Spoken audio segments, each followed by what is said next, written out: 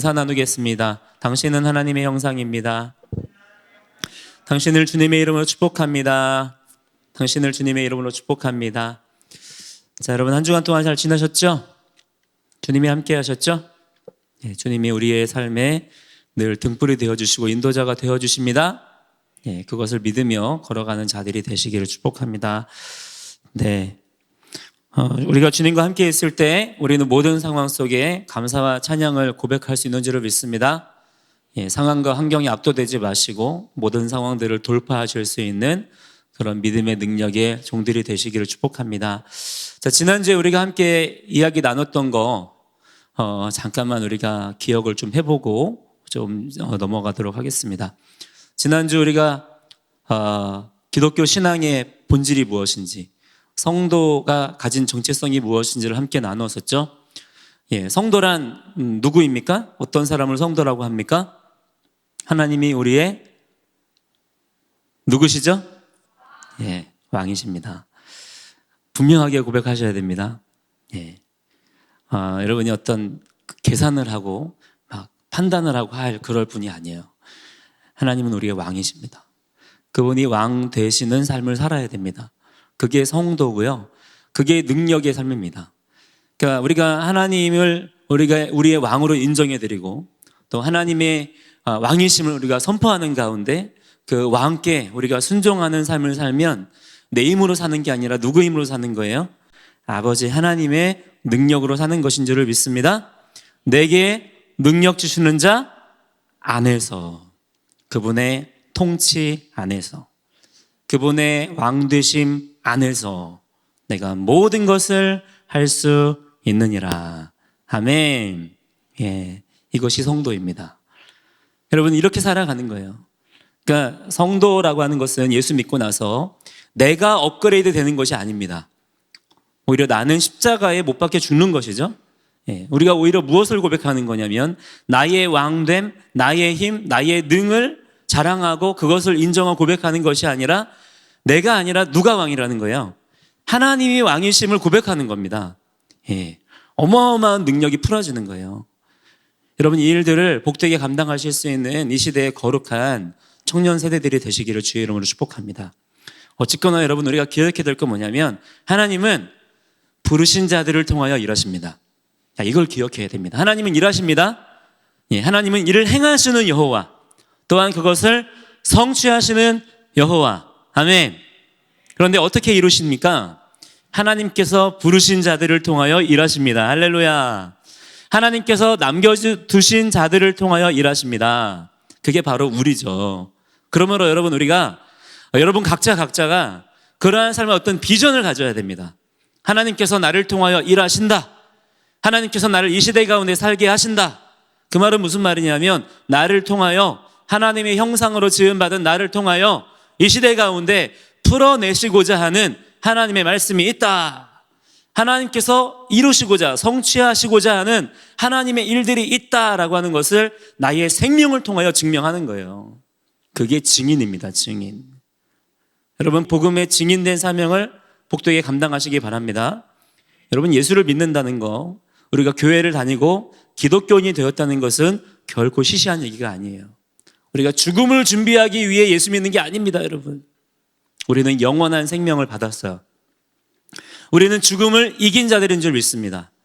따라서 여러분 죽음을 준비하기 위해 예수 믿지 마시고 영원한 생명, 영원한 상급을 위하여 주님이 주신 영원한 나라의 비전을 바라보실 수 있는 그러한 영적인 눈이 뜨여지시기를 축복합니다. 그래서 고린도전서 15장 58절에 뭐라고 말씀합니까? 우리가 하는 모든 일들 가운데 헛된 일이 있다는 거예요? 없다는 거예요? 없다는 거예요. 하나님께서 오늘 여러분을 살게 하십니다. 또한 여러분에게 허락하신 이 생명을 통하여 여러 가지 일들을 경험하게 하시고요. 여러 가지 사건들을 경험하게 하십니다. 그 모든 일들이 쓸데없는 일들이 아니라는 거예요. 어떤 사람들이 그래요. 야, 버티면서 좀만 견뎌. 우리의 인생을 버티는 거라고 얘기해요. 왜? 지나가면, 이거 끝나면 그때부터 영원한 생명이라는 거. 그렇지 않습니다. 성경은 지금 이 순간부터 하나님의 나라가 시작이 되었다라고 선언하고 있어요. 여러분 그 영원한 나라의 삶을 오신 성령님 안에서 놀랍게 누리시는 주님의 종들이 되시기를 주의 이름으로 간절히 축복합니다. 그렇기 때문에 우리가 성경 열심히 읽어야 됩니다. 세상의 헛된 속임수와 세상 철학에 우리가 물들지 않도록, 그렇죠? 우리가 깨어서 하나님의 말씀을 듣고 지키고 준행하는 자가 될 수 있도록, 사람의 미혹을 주의할 수 있도록, 할렐루야, 우리가 주의 말씀을 더 부지런히 읽어야 되고요, 주님께 집중하는 자들이 되어야 하나님께서 마지막 때 우리 성도, 교회에게 맡기신 일들을 놀랍게 능력 있게 감당할 수가 있습니다. 아멘. 그러므로 청년 여러분, 지금 이 시대를 뒤덮고 있는, 우리나라뿐만 아니라 전 세계를 지금 어지럽히고 있는 인본주의의 좌파의 사상들을 물리치셔야 돼요.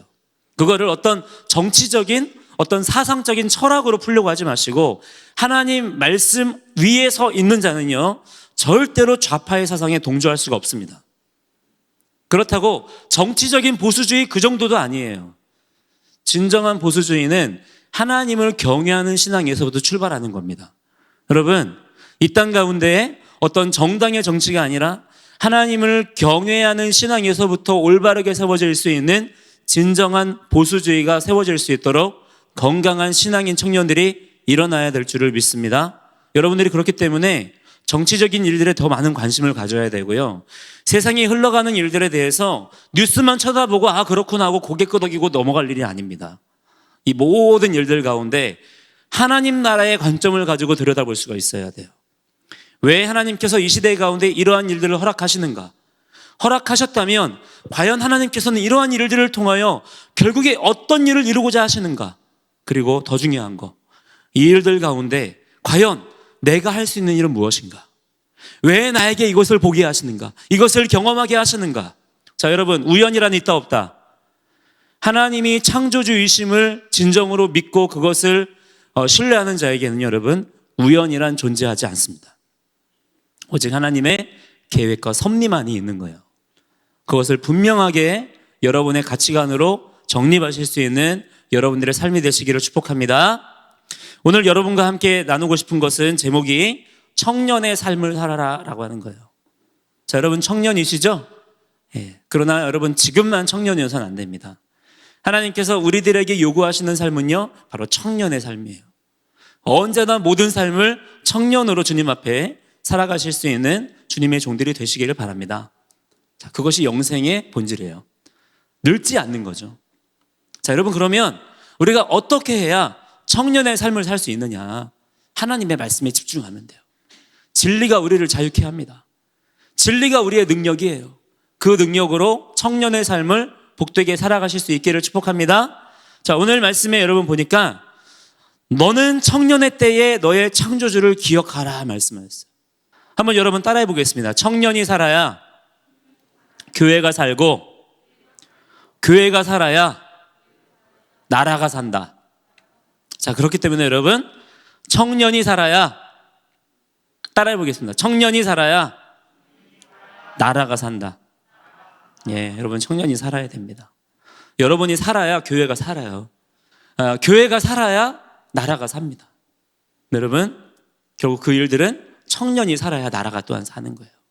또한 모든 믿는 자들이 그렇기 때문에 청년의 삶을 살아가는 자들이 돼야 될 줄 믿습니다. 우리의 육신은 늙어가고 있지만 그러나 우리가 그리스도 안에서 우리는 영원한 생명을 얻은 자들인 줄 믿으시죠? 그렇다면 하나님께서 우리에게 기대하시고 요구하시는 것은 뭐냐면 너는 영원한 생명을 청년의 삶으로 살아가라는 거예요. 할렐루야. 그 삶을 살아가라고 성령께서 우리에게 오셨습니다. 권세와 능력을 주십니다. 아멘. 성령께서 우리에게 권세와 능력을 주시는 이유를 알아야 돼요. 청년의 삶을 이어가라는 거예요. 여러분, 여기 이 오늘 말씀에 너는 청년의 때에 너의 창조주를 기억하라 라는 말씀은요, 여러분 이 말을 다시 한번 해석하면 뭐냐면 청년의 때는 뭐냐, 즉 청년의 삶에는 어떠한 삶을 살아야 되느냐, 창조주를 기억하는 삶이 바로 청년의 삶이라는 거예요. 여러분이 청년이라는 말을 우리가 함께 좀 짚어서 생각해 보기 원합니다. 이 청년이라는 말은 베크로트라는 말이에요. 베크로트. 자, 이 말은 바하르라는 말에서 왔어요. 시험하다, 선택되다라는 그런 의미가 있습니다. 그러니까 무언가를 이렇게 시험하는 시즌이라는 거고요. 또한 하나님께서 선택하신, 택하신, 계획하신 시즌이라는 거예요. 즉 어떠한 목적이 있는 때를 우리가 지나가고 있다는 것을 말합니다.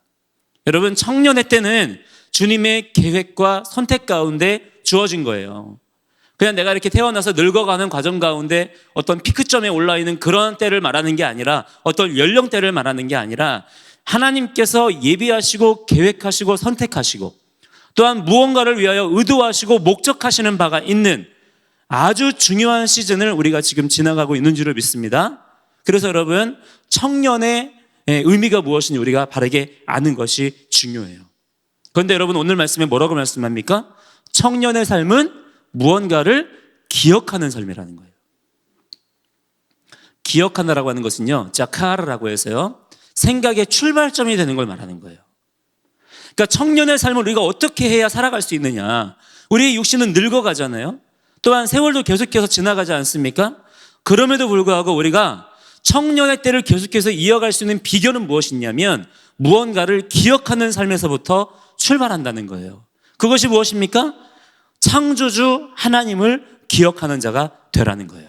특별히 하나님이 창조주이심을 기억하라는 거예요. 모든 일들을 선택하고 결정하고 판단할 때에 하나님은 창조주이시다. 여기에서부터 생각이 출발돼야 된다는 거예요. 그러면 우리가 청년의 삶을 살 수가 있다는 겁니다. 여러분, 모든 일들을 선택하시고 결정하시고 파악하시고 판단하실 때에 내 생각으로 생각하지 않도록 주의하세요. 우리 예수 믿는 사람들은 하나님이 왕이심을 믿는 자들이죠. 자, 그렇기 때문에 우리의 모든 생각이 바로 그 지점에서 출발해야 됩니다. 하나님은 왕이시다. 하나님께서 창조주시다. 여기에서부터 모든 판단과 결정이 출발해야 된다는 거예요. 근데 우리가 실제로 경험하는 판단과 결정의 순간들 속에서 우리가 쉽게 경험하는 건 뭐냐면 내가 먼저 나가는 거예요. 내 생각이 먼저 나가고 내 경험이 먼저 나가고, 이러한 잘못된 믿음의 습관들, 옛사람의 습관들을 우리는 끊어내는 자들이 되어야 될 줄 믿습니다. 자, 이제부터는 믿음의 습관으로 살아가야 돼요. 항상 여러분, 어떤 선택과 결정을 할 때 일단 멈추는 연습을 해야 됩니다. 예전에 하던 습관대로 살면 안 돼요. 내 몸에 배어있던 이미 익숙한 옛사람의 습관, 이것을 우리가 끊어내기 위해서는 어느 날 갑자기 나도 모르게 끊어지는 게 아니에요. 하나님은 훈련하게 하십니다. 내가 그것을 자각하게 하세요.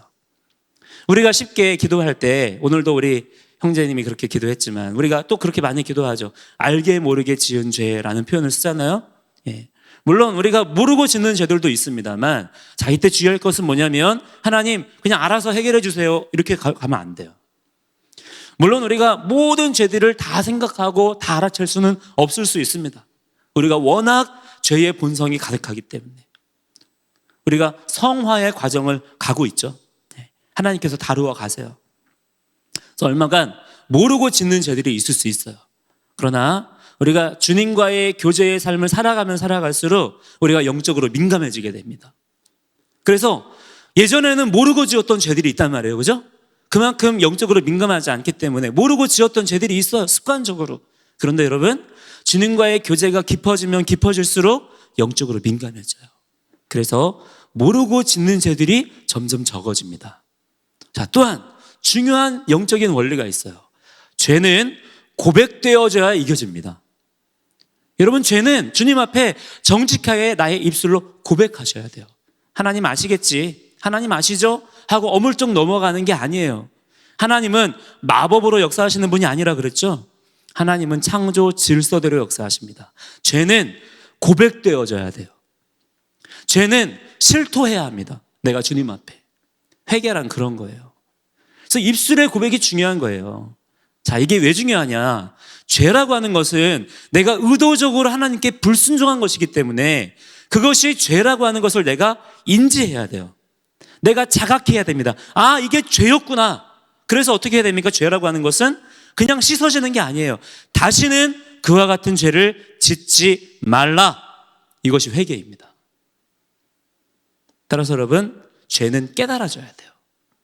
죄는 고백되어져야 됩니다.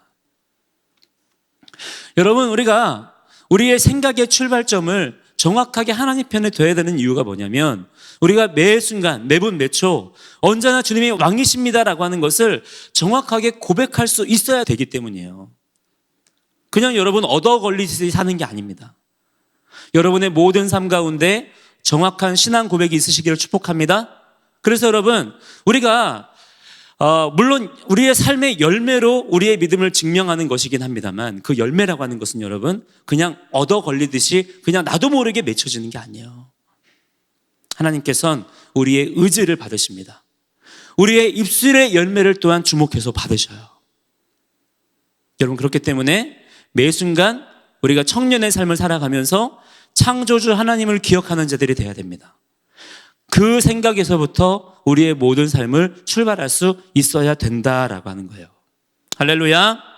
자, 오늘 말씀에 기억하라라고 하는 말씀은 기억하다, 마음에 품다라는 얘기예요. 창조주 하나님을 기억하고 그 하나님을 마음에 품는 것이 청년의 삶의 본질이라는 거예요. 우리가 늘 생각해야 돼요. 하나님이 누구신지, 하나님이 나에게 행하신 일이 무엇인지, 하나님께서 지금 어떤 일을 행하고 계신지, 어떻게 그 일들을 완성하고 계시는지, 또한 그분의 성품이 무엇인지, 그분의 능력, 그분의 권위 등등에 대해서 우리가 늘 그분을 생각하는 자들이 되어야 된다라고 하는 거예요. 그분에 대한 생각으로 충만해야 되고요, 우리가 늘 그분에 대한 생각으로 꽉 차 있어야 된다라고 하는 것입니다.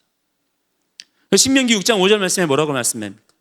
마음을 다하고 뜻을 다하고 힘을 다하여 주 너의 하나님을 사랑하라는 거예요. 그러면서 이어지는 말씀에 너는 그의 말씀을 마음에 새겨라, 하야해라, 충만하게 채워라 라고 말씀합니다. 그래야 하나님을 사랑하는 경외하는 삶을 살 수가 있다라고 하는 거예요. 왜 여러분 우리가 예수 믿고도 순종의 삶을 제대로 살아가지 못하느냐? 우리의 머릿속에, 생각 속에 하나님 아닌 것들이 그만큼 많이 들어와 있기 때문에 그래요. 여전히 예수 믿고도 말입니다. 하나님 외의 생각들이 그만큼 많이 들어와 있기 때문에 하나님 말씀대로 살아야겠다는 나름대로의 의지가 있지만 그 말씀대로 살아갈 수 있는 능력이 없는 거예요. 여러분의 생각을 하나님의 말씀으로 채우시기 바랍니다. 그래서 제가 여러분에게 강조하는 게 무엇입니까? 말씀을 암송하는 거잖아요. 말씀 암송은 정말 강력합니다. 왜 강력하냐면 우리가 반복하잖아요. 반복한다라고 하는 것 자체가 무엇을 의미하는 거냐면 내가 그것에 가치를 두고 있다는 것을 의미해요. 왜냐하면 반복을 하려면 내가 거기에다가 시간을 쏟아야 되지 않습니까? 그 말은 뭐냐면 내가 그 가치를 인정해 드리는 거예요. 반복하는 것만으로도 엄청난 신앙의 표현이 됩니다. 또한 하나님께서는요, 우리가 반복하여 무언가를 할 때에는 그것에 능숙해지도록 창조하셨어요. 말씀이 내 안에 채워지는 것을 경험하게 됩니다. 자, 말씀이 채워지면 어떤 일이 벌어질까요? 내가 그동안에 가지고 있던 세상의 생각들이요, 그 말씀의 능력을 통해서 쫓겨남을 당하게 됩니다. 말씀의 더러운 것들이 내 안에 들어오는 말씀의 생수로 통해서 씻겨지는 것을 경험하게 되는 거예요.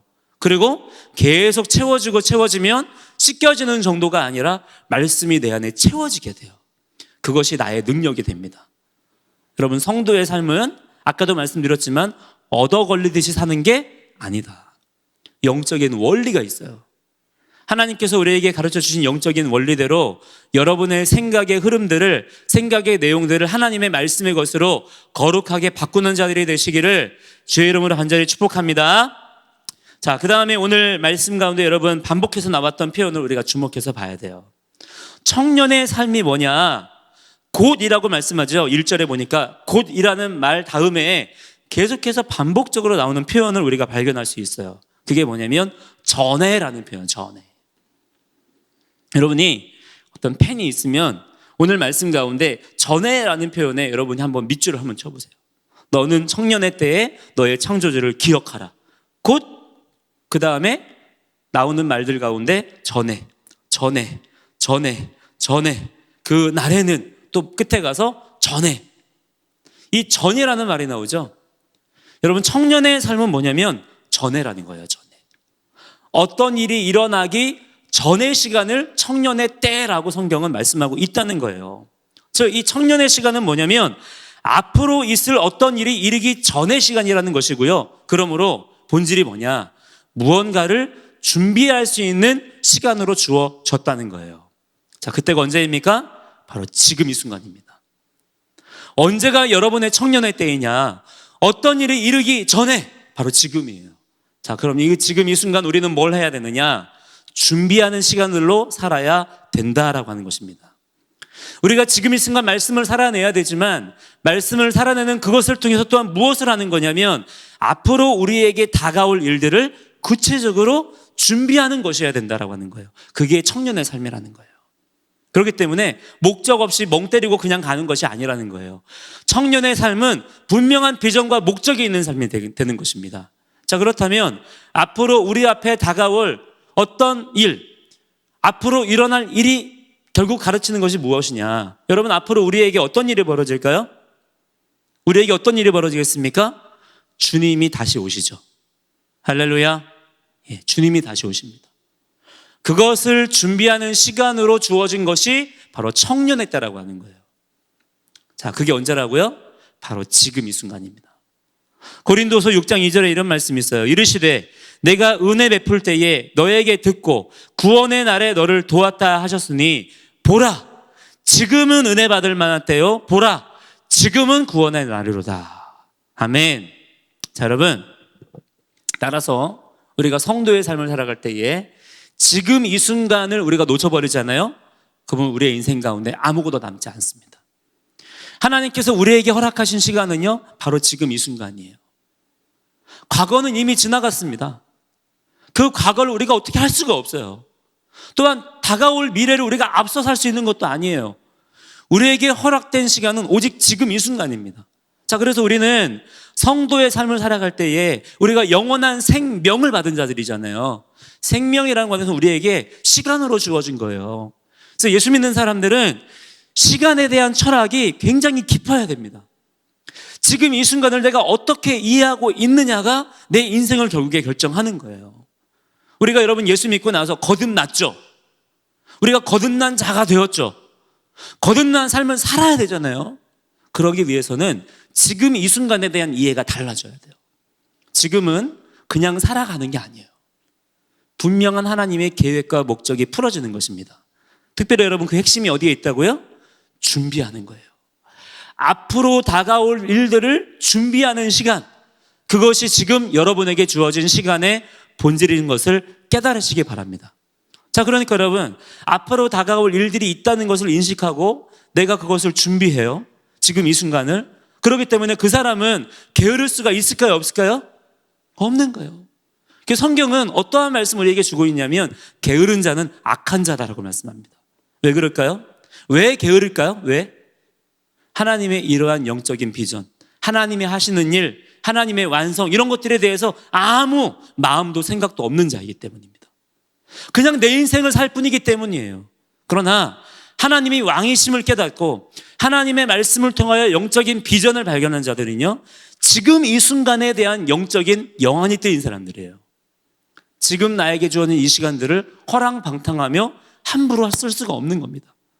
그래서 여러분, 예수 믿는 사람들은 늘 부지런하게 살아야 된다고 하는 거예요. 여러분에게 영적인 부지런함, 영적인 근면함이 성령 안에서 바르게 세워질 수 있기를 축복합니다. 아멘. 자, 여러분, 그래서 우리 청년의 때를 살아가는 삶의 정체성은 뭐냐면 준비하는 자입니다. 준비하는 자. 따라합니다. 나는 준비하는 자이다. 자, 무엇을 준비하는 거라고 했죠, 아까? 주님이 다시 오시는 때를 준비하는 거예요. 자, 근데 여러분, 아까 청년이라는 말이 히브리어로 뭐라고 여러분에게 소개했죠? 혹시 기억나시나요? 베호로트. 이 말은 선택되었다, 또 시험하다라는 뜻이 있다고 그랬죠? 자, 이 표현이 굉장히 계시적이고요, 아주 중요한 의미를 우리에게 가져다 줍니다. 자, 이 베호로테라고 하는 말은 특별히 여성 명사예요. 그 단어 안에 어떤 여성에 대한 이미지를 가지고 있습니다. 특별히 청년의 때 하나님께서 청년에 대한 비전을 말씀하시고 이 베호로테라는 단어를 사용하게 하실 때 하나님께서 여성 명사, 그 단어 안에 여성의 특징을 가지고 있는 단어를 사용하게 하셨다라고 하는 것을 우리는 계시적인 관점으로 볼 필요가 있다라고 하는 거예요. 자, 이것은 무슨 의미가 있느냐? 즉, 젊은 여인, 젊은 신부, 신랑 대신 예수아를 맞이하기 위해 부지런히 단장하고 신부의 삶을 준비하고 결혼의 삶을 준비하는 젊고 건강한 여인에게 말하는 거예요. 그것은 곧 무엇을 말하는 걸까요? 교회의 정체성을 말하는 것입니다. 오늘 이 전도서의 말씀은요, 교회의 정체성을 깨우는 말씀인 거예요. 우리에게 청년의 때에 너희는 창조주를 기억하라라는 말씀은 그냥 내 개개인에게 하시는 말씀이기도 합니다만, 그러나 더 중요한 것은 무엇이냐면 예수 그리스도 안에서 우리에게 허락하신 교회에 대한 정체성을 깨닫는 자가 되라는 거예요. 그럼 교회는 뭐냐? 앞으로 다가올 일을 그리스도 예수 안에서 준비하는 자라는 것입니다. 이 정체성을 깨우는 말씀이 된다라고 하는 거예요. 근데 아까 이 베코로테란 말에는 선택되다라는 말이 있다고 그랬죠? 즉 여러분, 교회는 신랑에게 선택된 신부입니다. 또한 사랑의 관계를 위해서 시험을 받으며 준비하며 완성되어져 가는 신부, 그것이 바로 오늘 말씀에서 하나님께서 언급하고 계시는 이 청년이라고 하는 자의 정체성이 된다라고 하는 거예요. 여러분, 우리는 교회로 부름받았습니다. 교회로 부름받았을 때에 우리의 목적, 우리의 방향성을 분명히 해야 돼요. 우리는 그리스도의 신부로 부름받았습니다. 이것이 너무나 중요합니다. 그냥 내 개인의 영혼 구원을 위해서 우리가 예수 믿는 게 아니에요. 우리는 그리스도의 신부로 부름받은 자들이고요, 신부는 신랑을 기쁘게 하는 자입니다. 이 관계 안에서 하나님의 말씀이 풀어져야 되는 거고요, 이 관계 안에서 우리가 하나님 말씀에 순종하는 자가 되어야 된다라고 하는 거예요. 그러면 여러분, 지금 이 시대는 마지막 때잖아요. 하나님의 말씀이 성취되어지는 때, 신랑 되신 예수님께서 가까이 오시는 때, 그때 우리 신부된 교회가 해야 될 일이 무엇이냐? 여러분, 더욱 신랑에게 집중하는 자들이 돼야 됩니다. 너는 청년의 때에, 신부의 때에, 젊은 신부로 단장되어질 때에 너의 창조주, 너의 신랑을 자카르, 기억하라, 집중하라, 그분께 몰입하고 그분께 나아가라 라고 하는 아주 계시적인 말씀이 이 전도서의 말씀에 풀어지고 있다라고 하는 거예요. 그래야지만 우리가 이 마지막 때에 신부의 삶을 살 수 있다. 여러분, 마귀가 이것을 대적하고 방해하기 위해서 우리 그리스도의 신부로 부름받은 자들로 하여금 우리의 신랑 되신 예수님께 집중하지 못하게 하기 위해서 여러 가지 음란한 문화들을 풀어내면서 나 자신에게 집중하게 만드는 거예요. 신랑을 못 보게 하려고. 우리의 인생의 방향성을 흐트러뜨려 버리는 것이죠. 여러분, 이러한 마귀의 대적과 미혹을 물리치는 자들이 되셔야 됩니다. 우리의 인생의 방향성을 우리가 분명히 두는 자가 돼야 돼요. 우리의 인생의 방향성은 어디에 있습니까? 우리의 신랑 되신 예수 그리스도에게 두는 자들이 돼야 될 줄을 믿습니다. 앞으로 우리 청년들이기 때문에 육신의 결혼을 앞두고 있는 자들이 또한 바로 청년들인데, 우리가 앞으로 여러분들이 하게 될 결혼 또한 마찬가지로 이러한 관점에서 서로 간에 신랑과 신부의 관계를 우리가 바르게 감당을 해야 되는 거예요. 남편은 어떤 존재입니까? 남편은 아내를 보호하고 책임을 지고 영적인 리더와 대장부의 역할을 감당하는 자가 남편이 되는 거예요. 아내는 어떤 존재입니까? 아내는 남편을 사랑하고 남편에게 아름다움에 만족을 주는 자예요. 또한 섬김과 중보의 사명을 감당하는 자입니다. 이것이 하나님과의 사랑의 관계 안에서, 예수님과의 사랑의 관계 안에서 조화롭게 어우러져야 되는 거예요. 여러분, 그렇기 때문에 결혼이라고 하는 것은 단순히 내 삶의 어떤 행복을 위해서 내가 가정을 이루고 행복하게 사는 부분에서도 중요하지만 더 놀라운 영적인 의미가 있습니다. 장차 우리에게 다시 오실 신랑 되신 예수님과의 관계를 예표하는 거예요. 예행 연습하는 겁니다. 그러한 영적인 비전이 우리에게 있어야 된다라고 하는 거예요. 계시록 21장 9절 말씀에 보니까 이런 말씀이 있어요.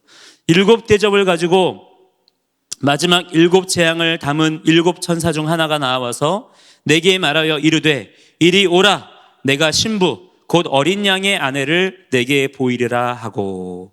아멘. 이것이 여러분 바로 교회에 지체된 모든 성도들의 동일한 사명이다라고 하는 것입니다. 여러분, 이것을 우리가 깨닫고 믿는 자들이 되어야 된다라고 하는 거예요. 여러분, 이 시대에 성도로 부름 받아서 여러분, 우리가 뭐 하고 살아야 되겠습니까? 여러분은 나에게 주어지는 이 성도의 삶을 어떻게 이해하고 계십니까? 내가 오늘도 성도이고 또한 우리가 앞으로 성도로 살아갈 텐데 여러분 대체 성도라고 하는 이 정체성이 나의 삶에 어떠한 방향을 바꾸었으며 내 삶을 어떤 부분으로 그렇게 이끌어가고 있나요? 우리가 말씀을 통해서 분명한 비전과 이해를 갖는 자들이 되어야 될 줄 믿습니다. 이것이 있어야 우리가 주님 다시 오실 길을 예비할 수가 있다라고 하는 거예요. 자, 그렇지 않으면 어떤 일이 있느냐? 8절 말씀해 보니까 뭐라고 말씀합니까? 8절 말씀 함께 읽어볼게요. 오늘 전도서 12장 8절 시작. 전도자가 이르되 헛되고 헛되도다. 모든 것이 헛되도다. 만약에 여기에 목적을 두고 사는 삶이 아니라면 전도자가 말합니다. 다 헛되다는 거예요. 아무 의미가 없는 삶이라는 거예요. 아무리 세상에서 화려하게, 아무리 대단하게 사람들의 인정을 받으며 칭찬을 받으며 살아도 정작 그 삶의 목적이, 방향성이 나의 신랑 되신 그분께 청년의 때로 살아가는 삶이 아니라 그러면 다 헛된 삶이라는 겁니다. 여러분, 그러니까 생각해 봐야 돼요. 나에게 생명을 주신 하나님, 또한 나를 택하여 나를 신부 삼아 주신, 또한 나의 신랑 되신 우리 예수 그리스도, 그분께 지금 나의 삶이 맞춰져 있는가? 만약에 그분이 아니라고 한다면 지금 나의 삶의 목적은 어디에 있는가? 내가 지금 어디를 향해 가고 있는가?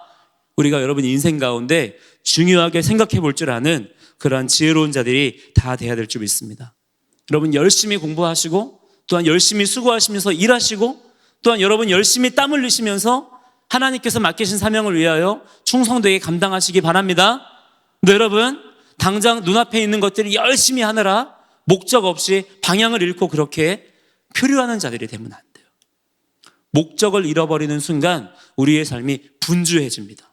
소모되는 인생이 될 수 있다는 거예요. 소모되는 인생이 아니라 부지런히 충성되이 감당하기 위해선 여러분의 인생의 목적과 비전을 분명한 곳에다가 두는 자들이 되셔야 될 줄을 믿습니다. 아멘. 자, 이 시간 함께 우리 찬양하고 같이 기도하기 원합니다.